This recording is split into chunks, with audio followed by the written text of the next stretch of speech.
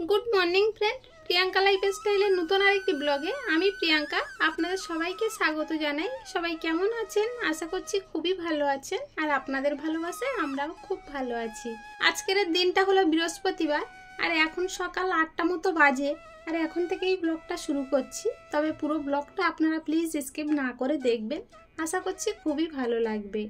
बृहस्पतिबार मानेई तो काजेर चापटा एकटु बेशी। तबे गतकाल किछुटा थाला बासन मेजे रेखेछिलाम, सेटा आपनारा जानेन।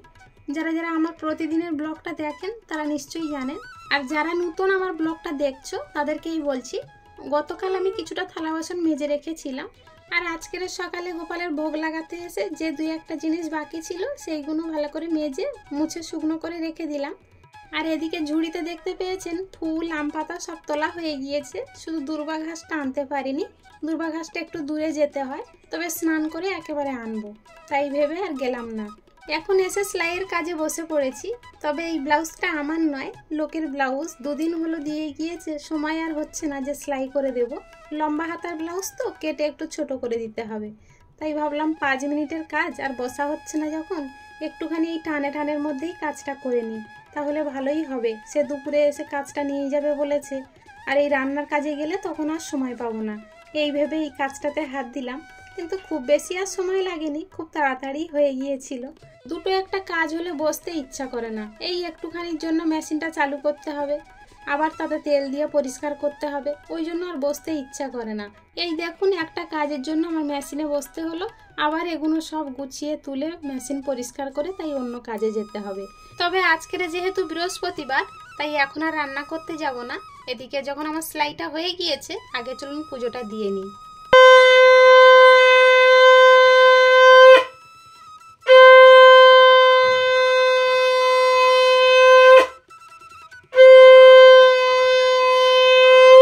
ঠাকুরঘর আর গোপাল সোনাকে সুন্দর করে সাজিয়ে তাই ভোগটা লাগিয়ে দিলাম। চলুন এবারে রান্নার দিকে যেতে হবে। তৃষ্ণার বাবা আবার কাজে যাবে, রান্নাও কিছু করা হয়নি, তবে এইবারে রান্না করতে যাব। আর আজকের বৃহস্পতিবার মানে আমাদের বাড়িতে নিরামিষ রান্না হবে, তাই বাড়িতে ছিল কিছুটা ধুঁধুল আর তার সঙ্গে কয়েকটা আলু দেবো দিয়ে সয়াবিন রান্না করব। এদিকে এসে ভাত বসিয়ে দিয়েছি, ভাতের জলটাও প্রায় গরম হয়ে এসেছে। চলুন সবজিগুলো কেটে নিই। তবে রান্নার মাঝখানে আর আপনাদের সাথে দেখা হয়নি, তবে কি কি রান্না করেছি সেটা তো অবশ্যই দেখাবো। ধুঁধুল দিয়ে তো সয়াবিন রান্না করেছি আর গাছের কুঁদরি ফল ভাজা করেছি। গতকালকে কিছুটা ভাত বেশি হয়েছিল, সেটাতে জল দিয়ে রেখেছিলাম, মানে পান্তা ভাত রয়েছে, তাই সেটা খাবো বলে একটা আলু সিদ্ধও দিয়েছি। তাই এটা দিয়েই পান্তা ভাত খেয়ে নেব।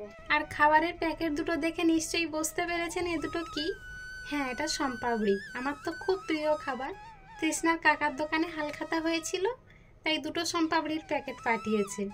তাই তৃষ্ণা এখন শম্পাবড়ি খাবে বলছে, তাই ওকেও খেতে দেবো বলে এসেছি। আর ভাবলাম আপনাদেরকেও একবার দেখিয়ে নিই।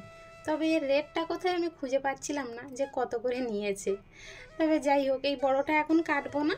ছোট প্যাকেটটা কেটে গোপালের ভোগ লাগানো হয়েছিল দুপুরবেলা, তাই এটা শেষ না করে আর বড়টা কাটবো না। আর পিঁপড়ের যা উৎপাত, এইভাবে খুলে রেখে দিলে পিঁপড়েই সব খেয়ে শেষ করে দেবে। আমরা যখন ছোট ছিলাম তখন পাড়াতে শম্পাবড়ি নিয়ে আসতো আর আমরা টাকা দিয়ে কিনে খেতাম। তবে সেই শম্পাবড়িগুলো লম্বা লম্বা ছিল, এর থেকে যেন আরও ভারী টেস্ট ছিল, কিন্তু এগুলো ততটা টেস্ট পাওয়া যায় না। তবুও অন্য মিষ্টির তুলনায় আমার তো খুবই ভালোই লাগে। আর তখন 50 পয়সার শম্পাবড়ি কিনলে অনেকটাই দিত, আর এখন 100 টাকার শম্পাবড়ি কিনলেও কিন্তু সবার ভাগে ঠিক মতো হয় না, তাই না? তাহলে চলুন আজকের ব্লগটা এখানেই শেষ করছি। দেখা হচ্ছে খুব শীঘ্রই নতুন আরেকটি ব্লগের সাথে। ততক্ষণ পর্যন্ত সবাই ভালো থাকবেন, সুস্থ থাকবেন। আর ব্লগটা কেমন হলো অবশ্যই একটু কমেন্টে জানাবেন। ভালো লাগলে একটা লাইক করে দেবেন। সবাই অনেক ভালো থাকবেন।